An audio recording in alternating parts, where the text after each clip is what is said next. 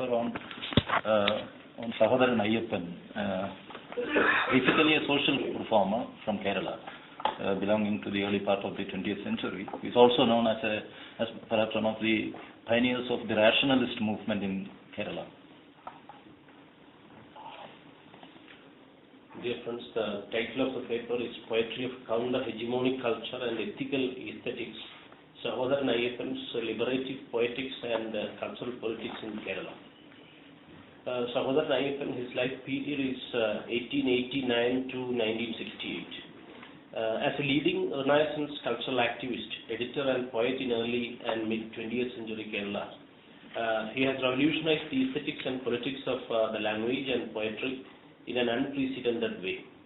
He was a disciple of Narayanaguru and like his master, his poetic works have not been adequately studied and written about. He recovered many democratic, secular and ethical ballad traditions and folk springs of poetry in Kerala through the rewriting of many medieval ballads like that of Pakana's song as in the Song of Onam and similar works.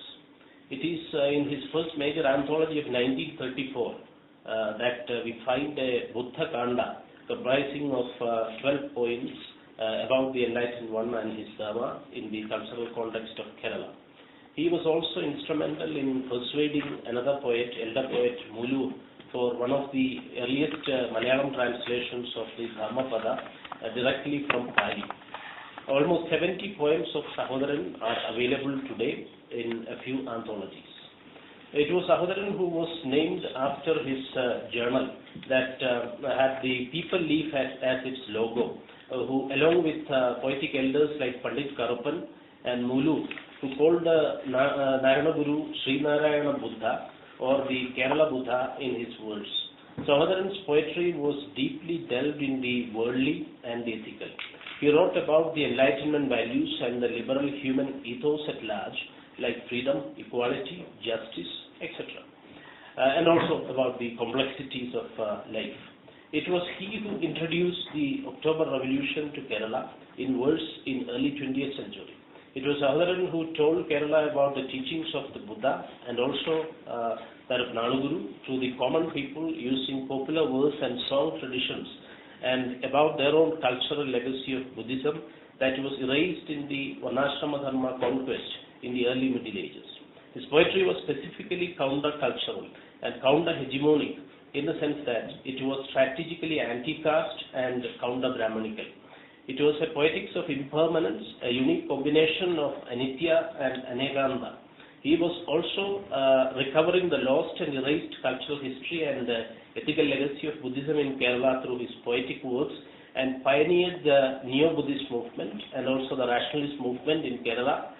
And wrote along with Midavadi and C.V. Punjiraman and Mulure and others in the 1920s and 30s, just after Ayodhi Thasar of Tamilagam. Like the Indira Desha Saritram of Ayodhi, Ayyappan composed the Buddhist history of Kerala in poetry.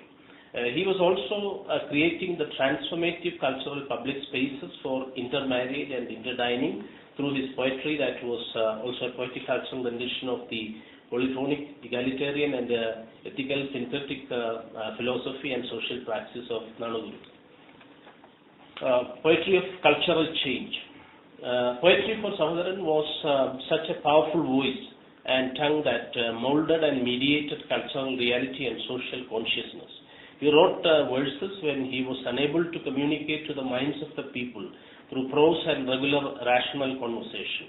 He believed in the transformative and affective power of the verse. He evolved a unique poetic idiom free of conventions and cliches. Its diction is simple and clear. The poetry of Sahodaran was pro-people and pro-future. It is extremely readable and communicable even today. He practiced a poetics of emancipation and change. While doing this historic cultural act, he also renewed and democratically revitalized the language and idiom of Malayalam. His poetics was egalitarian and transformative. Poetics was politics and pedagogy for Ayyappan master. As a rationalist orator and writer, he was able to appeal to the rational psyche of the people. He complemented this intellectual impact through the affective and emotional realm of poetry. His poetics was charged with dynamism and diversity of imagery that touched the human within the individual and collective consciousness and unconscious of the society at large. There are critics who declare that Sahodaran's verses are not pure poetry or artistic poetry in its complete sense. But for Sahodaran, poetry and prose enhanced a better world that made everything possible. He was aware that an egalitarian and just world of peace alone could nurture poetry and the arts, and such a creativity and critical consciousness gained significance only in a human world. He used culture for the creation of such a human and democratic world where everybody could become creative and innovative in their own special ways.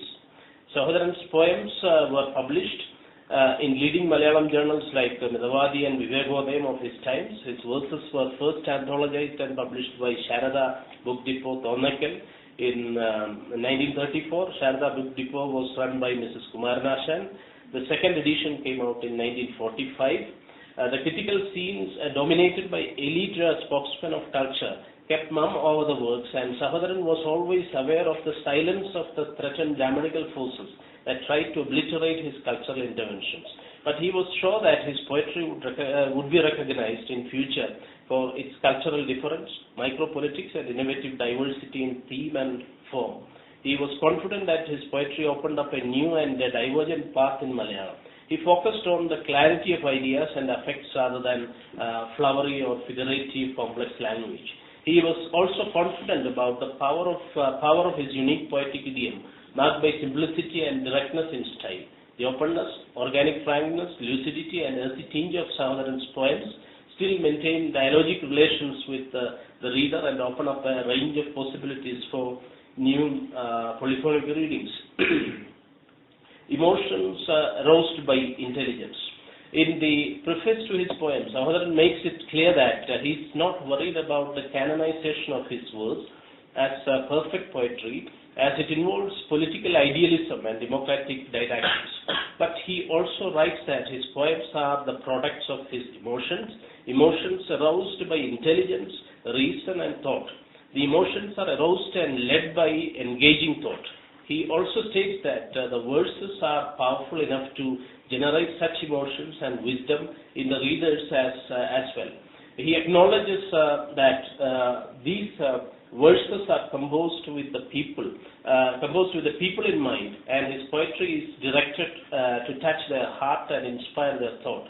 He makes it clear that his poetry is part of the Sahodara movement, the rationalist movement, and the neo-Buddhist movement in Kerala that changed the contours of culture in prose and poetry, in writing and life at large.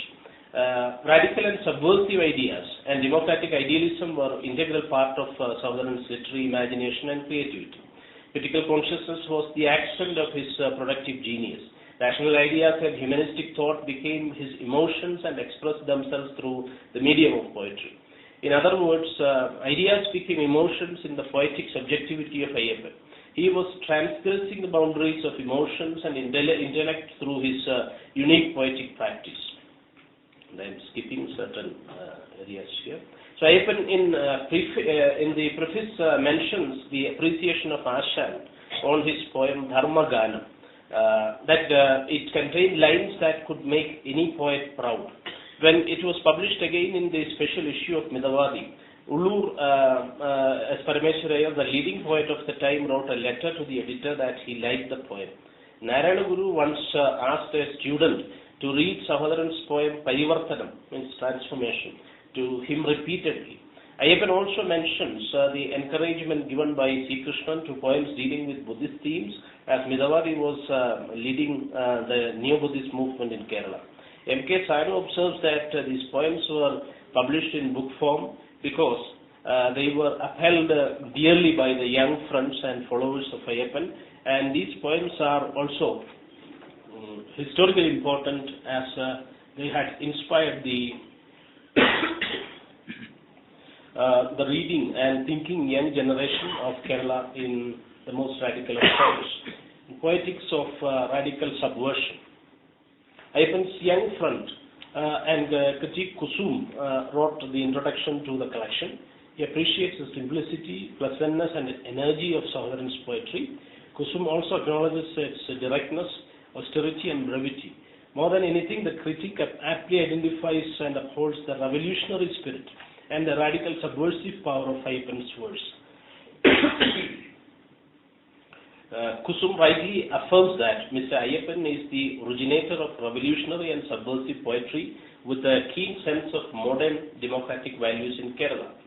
The critique praises the most, I'm skipping those analysis given by the LA critic Kusum, then the polyphonic aspect of Ayyappan's poetry. We could see that Sahodaran's poetry is diverse and plural. He deals with a range of subjects and concerns from ethics to death and rationalism to Buddhism. In philosophical affiliation, he is one with the indigenous and non-Vedic philosophies like Jainism, Ajivaga philosophy and Buddhism in identifying the plurality of reality and the polyphony of human life. He writes the cultural difference and resists the hegemonic systems of representation by adopting a strategic counter-hegemonic position. In all the works, he upholds the Bahujan traditions and critiques the Brahmanical internal imperial culture. He subverts the homogenizing and fascist Advaita reductionism of the world into Brahman or Atman and explores the liberal pluralism of Anityavada or Anatmavada, also called the Hinavada, and the Anekantavada or Anekavada or Syadvada of the Tirthankaras, postulated by Buddhism and Jainism respectively. Sahodaran stresses the importance of human life and material social justice in the true spirit of Ajivaga tradition. He also utilizes the insights of Semitic traditions like Christianity and Islam extensively in the works. The very address and the pet theme, Sahodaran, means the brother, that address comes from, is developed from the egalitarian and brotherhood spirit of Sufi, Islamic and Christian traditions. The equal fraternity paradigm of modernity is another discursive context. It must also be remembered that it was Narayanaguru, his master, who did a consecration called Sahodaran Sarvatra, means fraternity everywhere. It was an installation by Narayanaguru, or fraternity everywhere in one of his shrine installations. So while aptly identifying and resisting the hegemonic Brahmanical epistemology, Ayyappan incorporated the insights provided by indigenous Indian philosophies of Buddhism, Jainism, Ajivaga legacy, Charvaka, Lokayata traditions, Islam, Sufism and Christianity, along with his modernist, rational and neo-Buddhist paradigm. His was a plural and polyphonic epistemology, symbology and cosmology as his gurus. As a poet and thinker of complex and vibrant intellectual capacity, he rejects reductionist and totalitarian view of history, society and the world. He surpasses rigid, dogmatic and disciplining ordering of the world and human life by various hegemonic discourses of cultural elitism in India. He upholds the reality of diversity and dialogicity. And I'm skipping certain elaborate portions and quotations from Ayyappan here. His poetics of non-violence and anti-barbarism, and his addressing of the people through art, and how he said no to symbolic violence in some of the spiritual and ritualistic practices in Kerala, like the Kavutindal or defiling of the shrine at Kodungalur. Then his another important section is the love ethics. The Dharma Kanda, his canto or a section in his anthology is titled the Dharma Kanda, in which he proclaims his love ethics. The very first poem, Dharma Ganam, in the Dharma Kanda, expresses polyphonic and composite worldview. The poet proclaims that man has not unraveled the mystery of the universe completely. An ethical way of living is desirable for the humans and the world at large. But he adds that ethics is the means and end in this mysterious, confusing and complex world. God is nothing but ethics for the poet. It is the light in every individual's heart, and it is the guiding spirit of all knowledge and experience. Love and compassion for others is the only means of developing this light from within. Human service is divine service in the ethical way of life. According to critics like M.K. Sanu, love is a synonym for ethics in the vocabulary of Sahodaran. In other words, human organic love for the whole cosmos makes an ethical life and world possible. It is also a world of peaceful coexistence, tolerance, compassion, equity and justice. It is a brave new world of love, sans violence and repression. Through his poetry, Sahodaran was eagerly sketching the cultural geography of such a harmonic world. His poetry, through generations of readers and interpreters, achieved these greater goals by transforming the socio-cultural terrain of Kerala in a drastic way in less than a century. The love ethics of Sahodaran is capable of winning other worlds in the future as well. In the poem Dharma, the ethics, he defines ethics as equal love, mercy, truth and service towards everything. He also criticizes the pagan religion for suppressing and controlling such organic human instincts in manipulative ways for the purposes of priestly hegemony. He further develops the critique of hegemonic religion by listing out its anti-human and anti-egalitarian agendas. Religion cheated and subjugated people by claiming the monopoly over the absolute. It divided people and made them fight among themselves. Sahodaran also criticizes religion for blocking the human spirit of free inquiry and expression. Religion also checked the unlimited flights of human imagination, creativity and rational inquiry. It curtailed the freedom and autonomy of human thought and speech.